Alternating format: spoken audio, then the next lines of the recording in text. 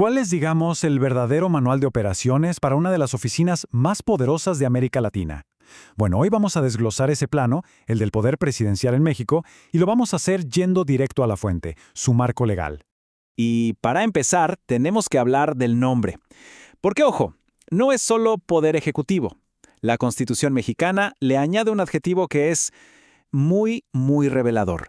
Así es, tal cual. Se le llama el Supremo Poder Ejecutivo. Y aquí está el detalle clave, lo que es crucial entender.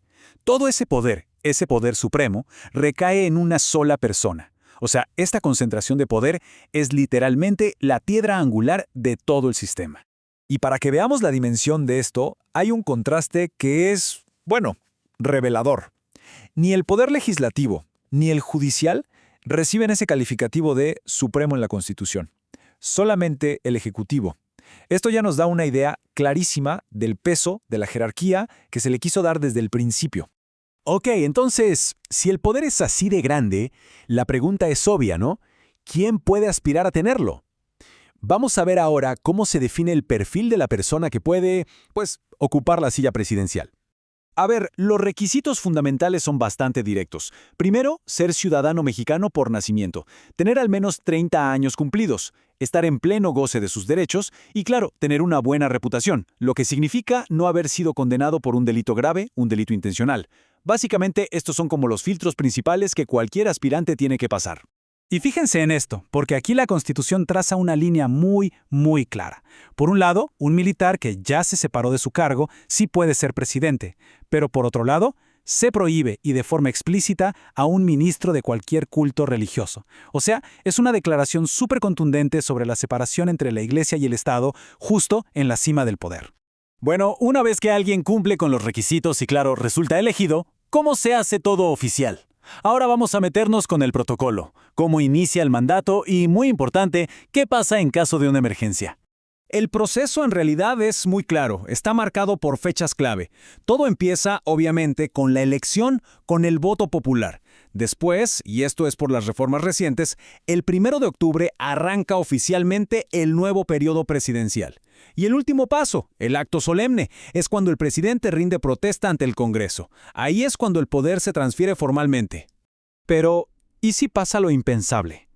¿Qué ocurre si el presidente falta de forma permanente? Aquí es donde el sistema realmente se pone a prueba. Obviamente no es algo que se espere, pero la ley tiene que tener una respuesta para garantizar la estabilidad. La gran pregunta es, ¿quién toma el control? La respuesta es directa. El secretario de Gobernación es esa persona quien asume de manera provisional las riendas del poder. Esto es clave para que no haya un vacío de autoridad mientras el Congreso decide cuáles son los siguientes pasos. Muy bien, ya con la persona en el cargo, la pregunta es, ¿qué puede hacer exactamente? Pensemos en esto como su caja de herramientas, las facultades que tiene a su disposición para poder gobernar.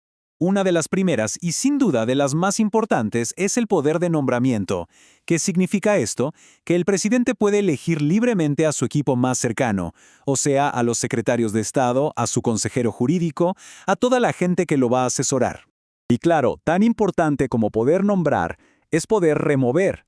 Si uno de esos colaboradores no está funcionando o simplemente pierde la confianza del presidente, pues tiene toda la autoridad para destituirlo. Esto, por supuesto, refuerza su control directo sobre toda la administración. Luego tenemos el día a día, ¿no? El poder de mando y decisión. Esta es la esencia de gobernar. Dar órdenes, dirigir cómo se mueve el gobierno y, al final, tomar las decisiones finales sobre todos los temas administrativos.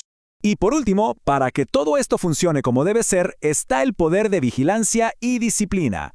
Como jefe de todo, el presidente puede supervisar el trabajo de su equipo y, si es necesario, aplicar sanciones administrativas para mantener el orden y la eficiencia.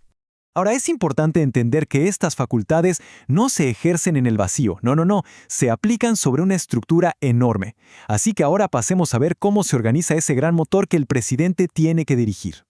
Esta gran máquina, que es la Administración Pública Federal, se divide básicamente en dos grandes áreas. Por un lado, la administración centralizada y por el otro, la paraestatal. Y ambas, súper importante, están bajo el control del Poder Ejecutivo. A ver, para entenderlo fácil. La parte centralizada es como el núcleo duro, ¿no? La oficina de la presidencia, las secretarías de Estado y la paraestatal, bueno, ese es un universo mucho más amplio.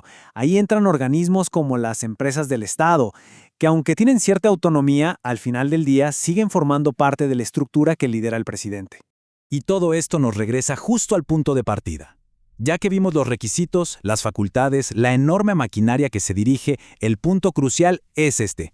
Todo, absolutamente todo converge en una sola persona.